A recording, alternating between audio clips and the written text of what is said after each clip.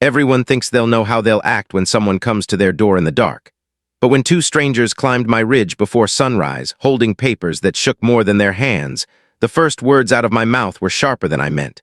"Get off my porch!" My dog felt it before I did, ears flat, tail stiff, that slow growl that only comes when trouble wears a smile. Frost clung to the rails, the air so thin you could almost hear the world holding its breath. And there they were, boots chewing gravel, radios chirping like nervous birds. They dressed themselves up in matching jackets with a stitched crest that looked official from 10 feet away, cheap up close.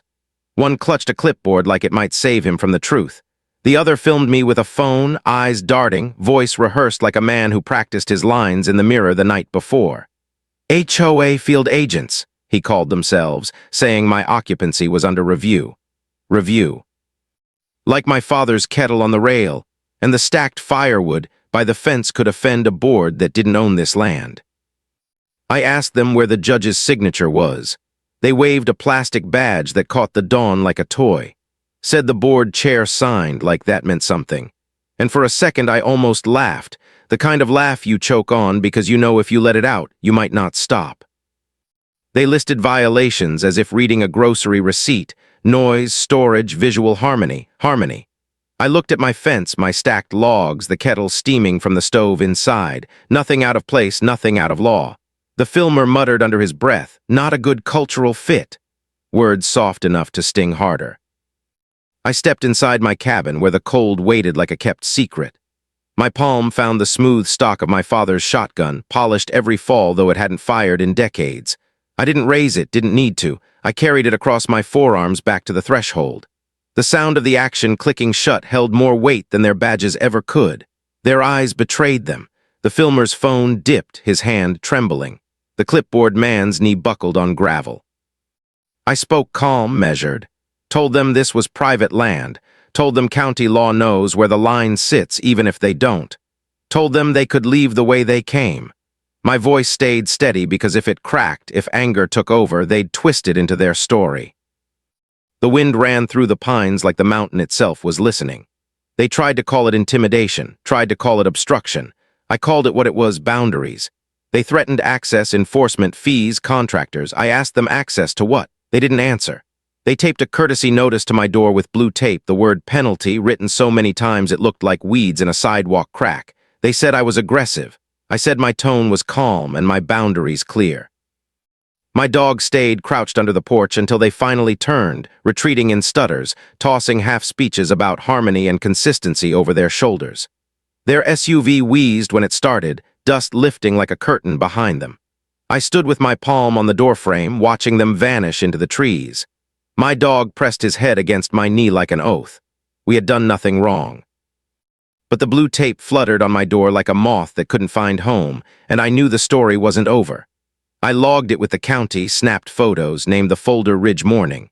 Trouble likes to write its own story if you don't document it.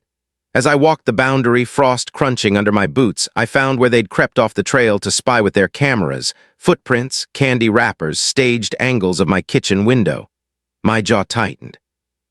The kind of anger that doesn't shout, but hums like wire pulled too tight. Then from down the bend came the low growl of another engine. Not the same SUV, something heavier, deeper. My dog's ears flicked forward. For a moment even the ridge went still, like the mountain itself had paused to listen.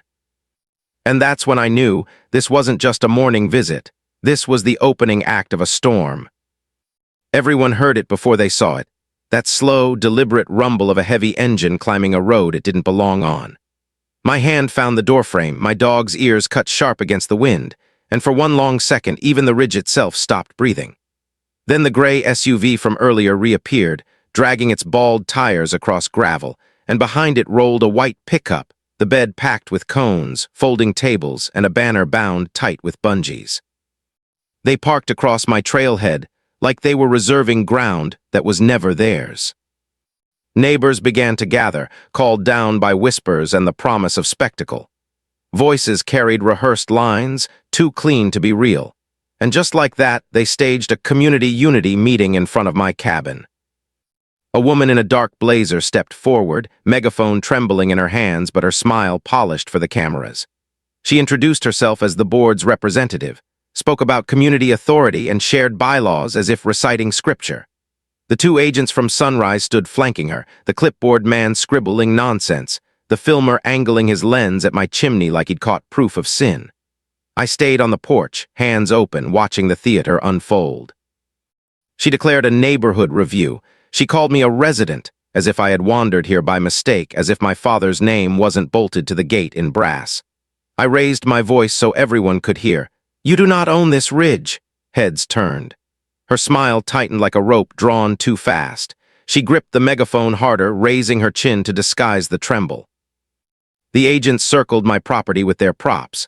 Clipboard waved at my stacked logs and called it a violation. The filmer panned past my roofline and announced safety concerns to his microphone. When I asked for a county code section, they coughed, invented numbers, scribbled boxes to look busy. The blazer praised their professionalism, never once mentioning deputies, inspectors, or law, just her team. And that word, team, hid 1,000 lies. Then the real escalation began. The pickup driver rolled a small skid steer down his ramp, its bucket snarling low. He said they'd remove combustibles from my yard, my woodpile, my propane tank. He pointed at them like a preacher pointing at sins. I told him straight, "Do not touch my property." He said the board had authority for temporary removal. I told him theft has another name in this county. The machine idled, the bucket lifted, pressing forward like it expected the land to bow. My dog didn't bark, didn't growl, just sat at my knee, silent and unblinking. That silence was its own line drawn. I dialed the county on speaker so every neighbor could hear. My voice stayed plain, no anger, just truth. Outside agents staging an inspection, unauthorized machinery, attempted removal. The dispatcher didn't hesitate. "Keep calm, document, a deputy is en route." She asked if anyone had sworn credentials. "None," I said, and though the blazer woman smiled like the word county meant nothing, to me it meant everything. But they didn't stop. The blazer shifted to moral theater, lecturing about neighborhood character, saying my frontier fence destabilized values. Her words fell heavy on my porch like stones thrown from far away. I answered, "My fence keeps elk out. My stove keeps me warm." She nodded as if humoring a child and ordered a chain for my gate. One agent produced a tin-colored padlock and lifted a rattling length of chain. The sound sliced through the air like cold rain. My voice didn't rise, but it carried. "Do not!" Still, he lifted it higher, links clinking as if testing whether my silence could be broken. Then came the paper storm. They unrolled a temporary evacuation order, thick board letterhead, bold signature scrawled like authority. I read it aloud so the neighbors could hear. No judge, no statute, no seal. Just theater dressed up as law. The skid steer pressed again, its bucket kissing my rail, wood groaning like bone. The driver didn't look at the land. He looked at me, waiting to see if I'd flinch. I pointed at the brass survey pin sunk in the soil, recited my parcel description from memory, words steady like a spell. For a moment his hands froze on the controls. The machine's growl stuttered.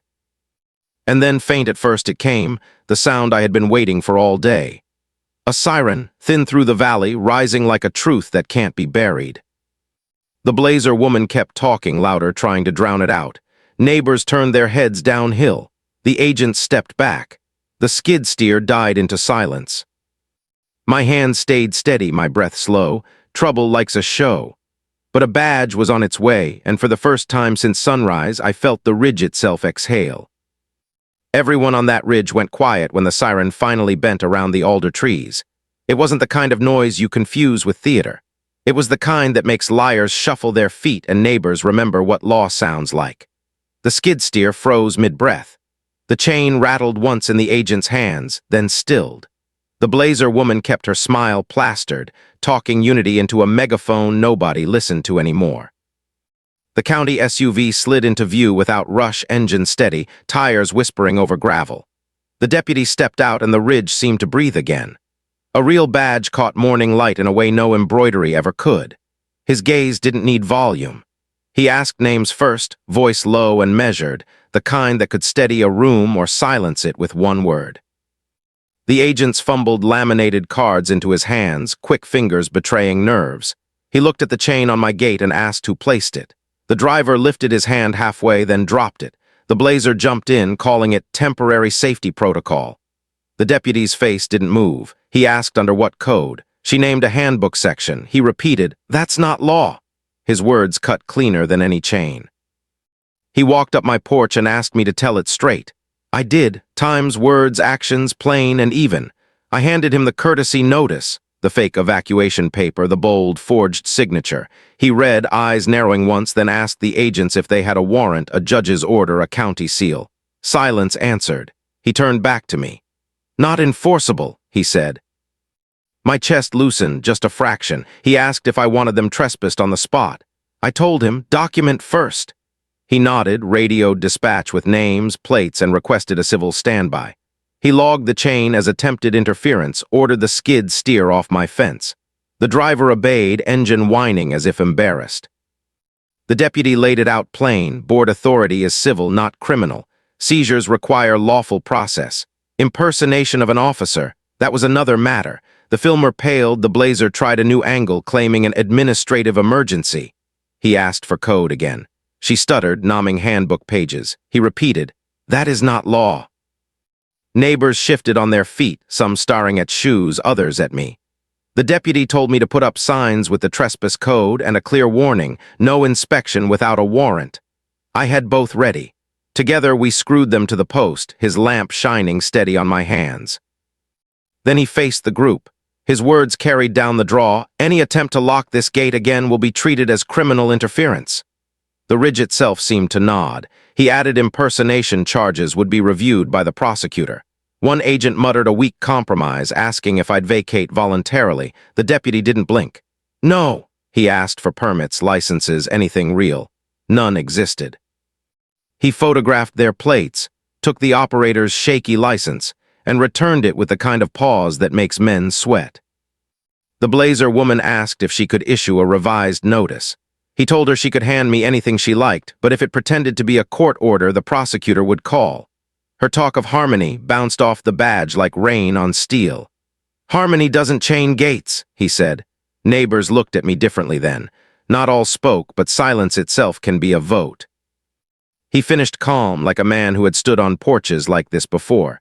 He told me straight, "People who play at power often come back sideways. Keep cameras rolling, keep your log, call if anyone sets foot on this porch with tools." He wrote his name and cell on my case copy. He said he'd be on this side of the county until midnight, and I believed him.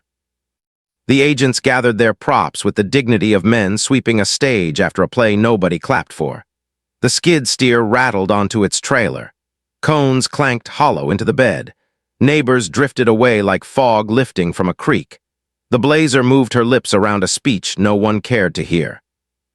Before leaving, the deputy walked the boundary with me, packing the brass pins, snapping photos, checking tags. "Maps argue," he said, "but ground answers." He paused at my gate. "This will get louder before it quiets. Keep your voice level. Keep your hands open." His words pressed deeper than law. They carried the weight of someone who had seen storms like this swell and break. When his engine faded into the valley, the ridge fell into a hush so deep it felt like a warning. I set new batteries in the porch cam, adjusted the trail lens, sharpened my pencil for the notebook. Trouble had retreated, but it hadn't gone far, and deep down I knew it was waiting for night. Night has a way of testing a man's patience.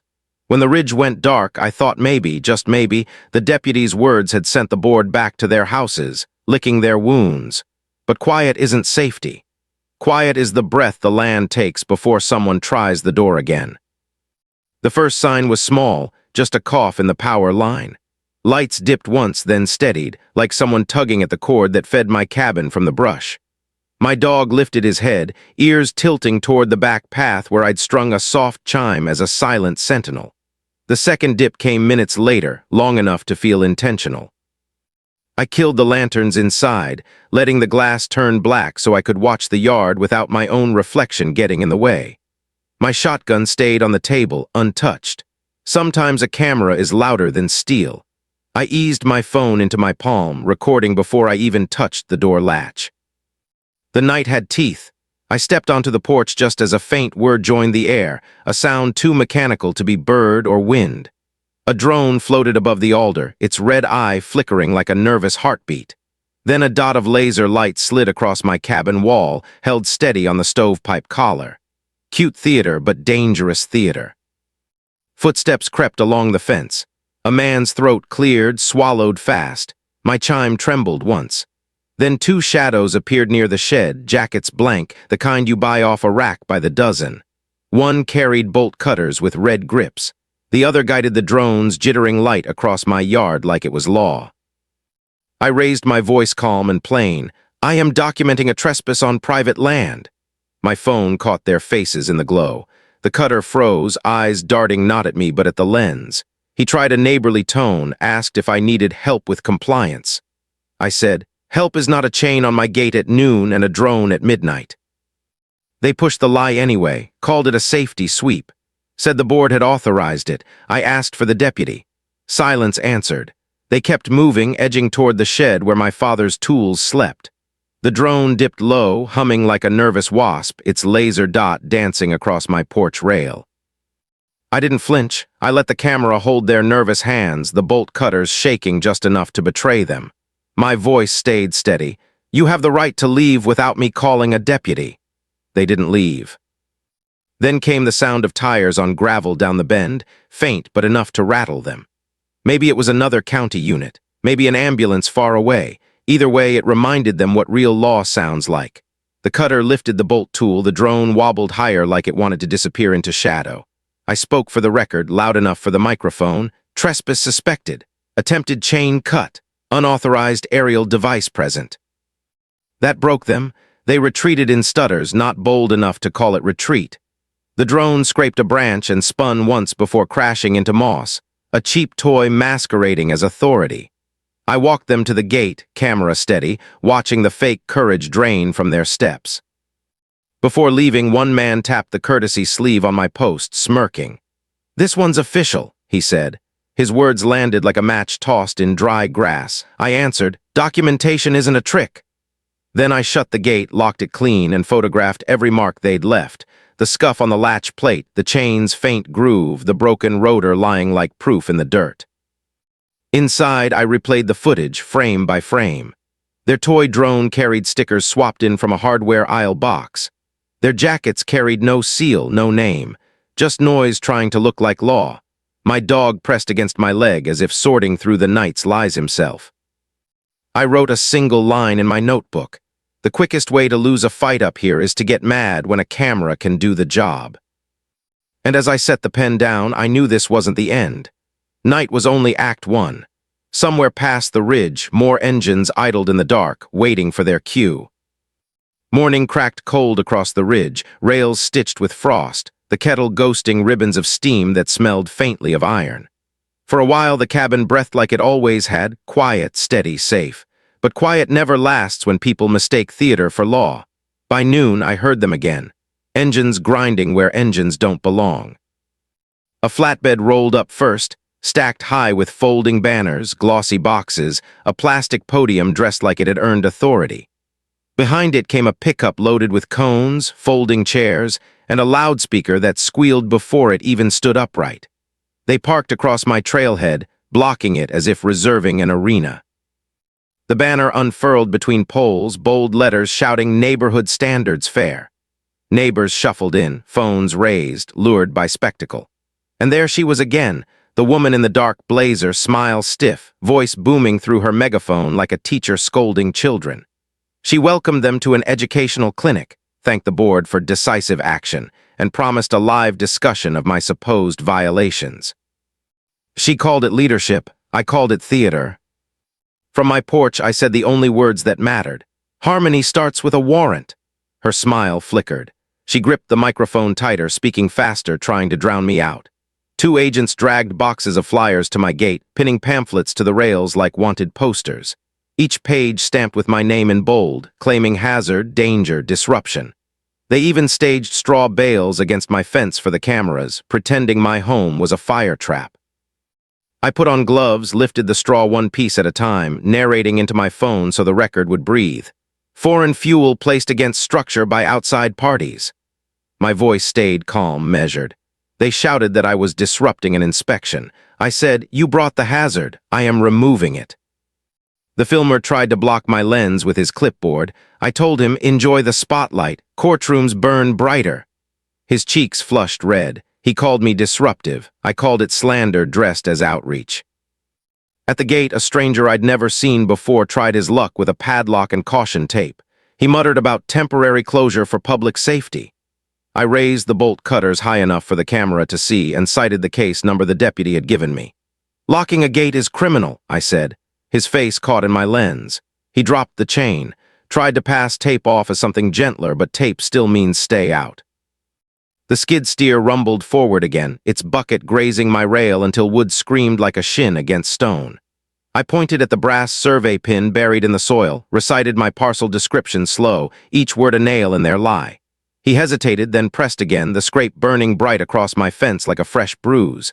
I said, stop. That is damage. He backed off a foot, letting the machine purr like a coward, clearing his throat. The blazer slid a paper across a folding table, handling it like an heirloom. Emergency abatement invoice, it read, hourly rates, disposal fees, a signature line marked resident consent. She told me to sign. I told her I'd sign the back of a maple leaf before I signed that. A neighbor coughed into his hand to hide a laugh.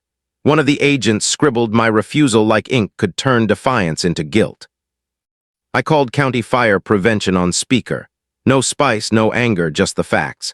I described straw against my fence, a hot exhaust, a red gas can tucked under their table. The duty officer didn't pause. That's a hazard staging. Hold perimeter. A unit is en route. The blazer smiled at trees instead of me. When the fire truck arrived, red paint dulled by dust but clean enough to carry authority, the lieutenant didn't waste words. He shook my hand, read the case number, and pinched the straw between two fingers like gum scraped from under a desk. His voice carried plain. This is not mitigation. This is staged hazard. He walked my fence line, checked my vents, the clear ring I keep cut to code, the metal roof my father and I bolted down years ago. His notes came fast, practiced, rain-stained at the edges. He asked who placed the pallets. The driver muttered, I was told. The lieutenant asked by whom. Silence thickened. Eyes dropped to shoes. The order came sharp. Pack your props, free the road. The flatbed crew loaded their theater in sullen silence. The blazer scrambled for another trick, waving a forged disconnect request like a flag. I called the number on speaker. The company dispatcher said no crews had been assigned to my parcel and that their letterhead had been forged in 2 other neighborhoods. Neighbors shifted, murmurs rising like dry leaves. The lieutenant wrote it down, handed me his notes, a line underlined twice, foreign fuel staged by non-authority removed. He measured the scrape across my rail while I held the tape steady. His words cut clean. Documentation is the cleanest water in a dirty ditch. The blazer folded her banner like a flag of surrender. The filmer kept his lens on gravel. Performance wilts when witnesses stand their ground. And still, as the engines pulled away, I felt the ridge bristle. Their play had been spoiled, yes, but theater loves an encore. Dark doesn't just fall on a ridge like mine. It presses heavy like a coat someone else draped over your shoulders. That night after the fire lieutenant had driven off and the neighbors scattered back to their porches, the quiet returned. But quiet here isn't safety. Quiet is the pause before the next knock, the inhale before the strike. The first sign came with a snap in the power. Not a blink, not a flicker. This time the lights dropped hard. The stove ticked in the silence, cooling too fast. My dog lifted his head, old eyes cutting toward the back path where I'd strung the bell wire low. He didn't bark. He didn't need to. His silence told me enough. I grabbed the generator key, not the shotgun. Power keeps cameras honest. Noise only feeds pride. The third pull caught, the engine rumbling steady, trail cams blinking green, porch lens alive. I walked the fence line with my headlamp low, careful not to blind the glass. And there it was, the meter box hanging crooked, fresh pry marks bright in my beam, a lock twisted where hurried tools had tested steel. I photographed hinge, lip, and ground, wrote the time in my log. My pulse wanted to sprint, but my hands stayed even. The deputy texted back quick, anyone official schedule work? I replied, no, only intruders. His answer came plain, keep recording, fuel up, don't touch the box. Minutes later, headlights clawed up the bend. A pickup eased in, hauling a rented lift, no markings, no seal. Two men climbed out in cheap vests, clipboard wobbling in one hand, bolt cutters in the other. They squinted at the box like actors forgetting their lines. One asked if I had requested a disconnect. I said, "Not me, not county." He muttered, "Then we hurry tonight." They dragged out cutters and tape, muttering about temporary closure. I kept my camera high, lens steady, narrating every move. Within minutes, the valley glowed blue, county lights swinging up the grade. First the utility supervisor's SUV, then the deputy's unit behind her. They stepped out calm, badges glinting, no hurry in their stride. The supervisor asked for work orders. They had none. She read their names into her recorder, cited unauthorized tampering, slapped a red tag across the box with a seal that meant something. The deputy spread their tools on his hood. Crowbar, cutters, coil of cable, even a phone buzzing with a group chat labeled HOA board. Proof laid bare under steady hands. Neighbors had gathered again, shadows in the tree line, their phones lit like candles in a vigil. The blazer woman tried to step into the wash of the light tower, claiming community support. The supervisor cut her off with one line. "Want to know how felonies get tallied?" The tower went dark. The ridge held its breath. The deputy wrote a formal trespass notice then and there, nomming my parcel, listing every act I'd witnessed in the last 2 nights. He read it slow, measured, each phrase another nail in their stage. When the blazer asked if she could appeal, he said, "File your papers in daylight." When she begged to finish the inspection, his voice cut sharper. That was never an inspection. The agents sagged like children caught with stolen toys. Neighbors stepped closer, drawn by the calm authority they'd been waiting for. The supervisor promised her report would go to the prosecutor. She handed me her card on camera, palm to palm, so the lens caught it clear. By the time they packed their cones and crooked banners, the night had shifted. Theater doesn't survive when real law shows up in uniform. But as the engines faded down the draw, I felt it again, the ridge bristling. This wasn't their retreat. It was only a pause. I fueled the generator, taped the red tag copy beside my "No inspection without a warrant" sign, tied another bell wire under the back steps. My dog walked the fence, nose low, not to the sky, but to the soil. Old animals know where danger lingers. Inside, I made soup I didn't taste. The cameras blinked steady. My notebook lay open beside the shotgun. The deputy's text buzzed in, "Expect letters, expect a hearing request. Expect noise. You kept your cool. Keep doing that." I wrote it down, word for word. Because when the lights hum again and the night leans heavy, the smallest line of truth can keep you steady. And steady was the only way to outlast them. Everyone knew it wasn't a real hearing the moment they stepped into that hall. The county building smelled of dust and old varnish, benches lined with neighbors called in like spectators to a play. A folding table sat up front, papers stacked high but loose, no judge in sight. Just the same board members who had camped on my ridge, wearing clean suits now instead of jackets, trying to dress their fraud in daylight. The blazer woman sat at the center, smile sharpened like glass. She banged a gavel she had bought online, plastic echoing thin in the wood-paneled room. "This session of the Community Standards Tribunal is now in order," she declared. My neighbors shifted in their seats. Some believed, some didn't. All of them were watching.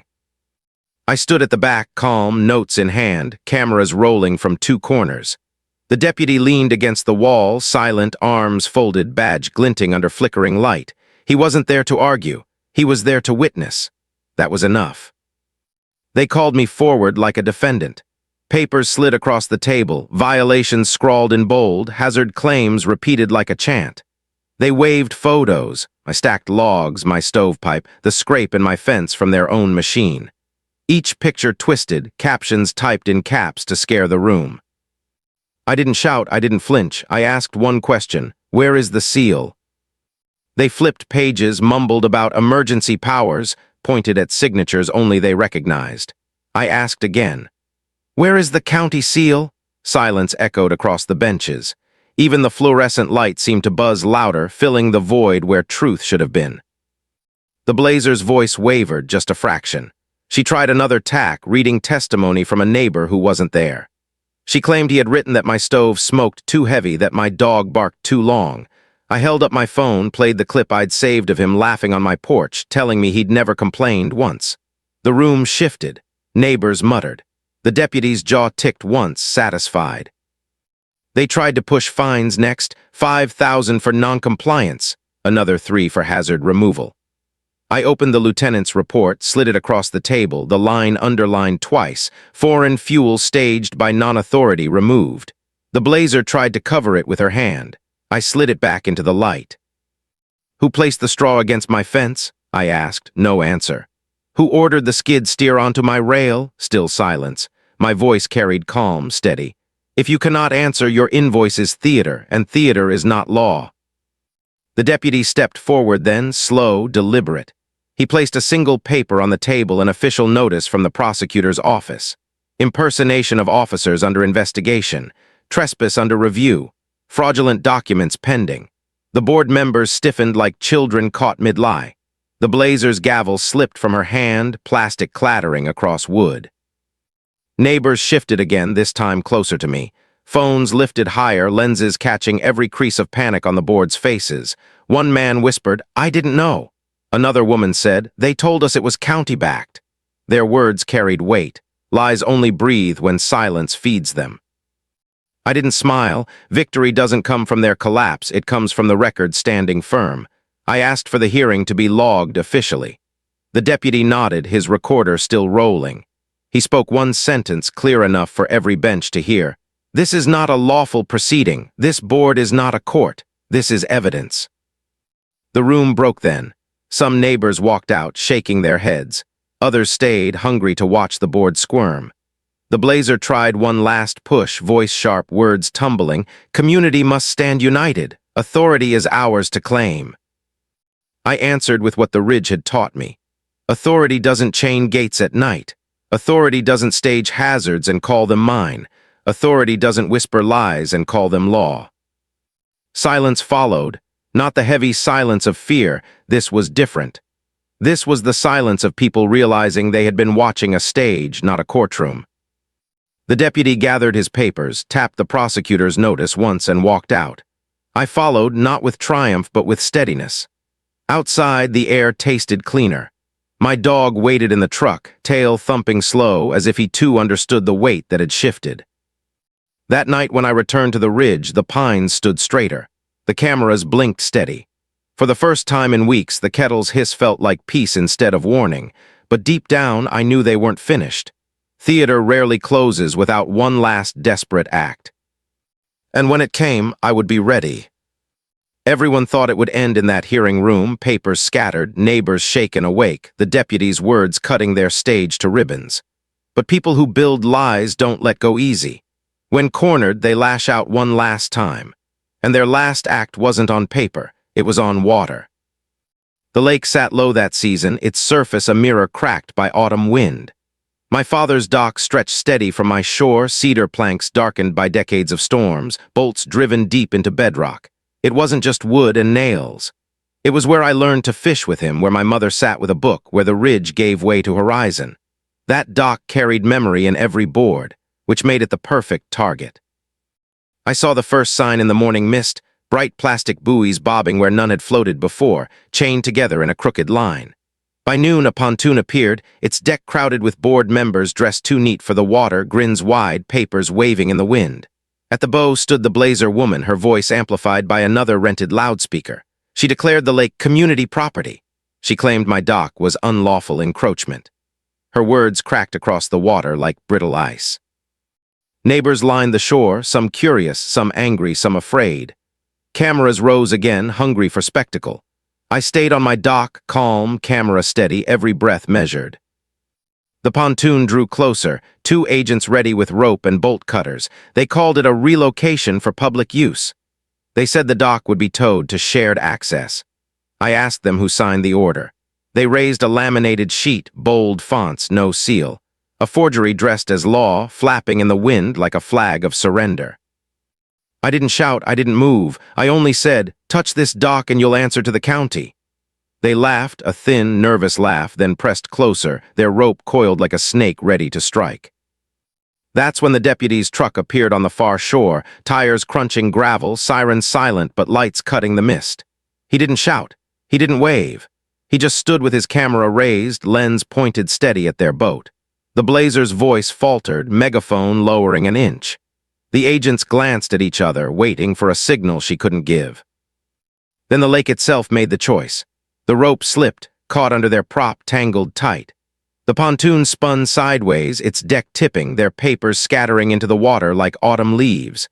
One agent scrambled, the other cursed, while the blazer clutched the loudspeaker like it could float. Neighbors laughed, not cruelly, but with the relief that comes when truth finally shows itself. I stepped forward on my dock, voice steady enough for every lens. This dock was built by my family. These waters do not belong to your signatures, and when you tried to steal it, the lake answered for me. The deputy logged it plain. Attempted seizure, impersonation continued, evidence now floating on the waves.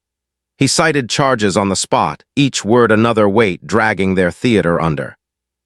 By evening, the pontoon sat beached at the launch, its banner sagging, its crew silent. Neighbors carried their stories home, this time not twisted by pamphlets but sharpened by what they'd seen with their own eyes. I walked the dock one last time at dusk, boots heavy on cedar boards that smelled of salt and sun. The rope marks still scarred the posts, but the structure stood firm, just like the ridge, just like the truth. My dog lay at the end, watching the water settle into glass again. And as the sky burned out in red and gold, I realized something simple. Power built on lies will always drift loose, no matter how tight they lash the rope. But power built on patience, on record, on steady hands, that kind holds. Sometimes justice doesn't roar. Sometimes it just waits long enough for the water to take back what never belonged. You've heard this confession, now wait until you hear the next one. The truth that shatters everything you thought you knew.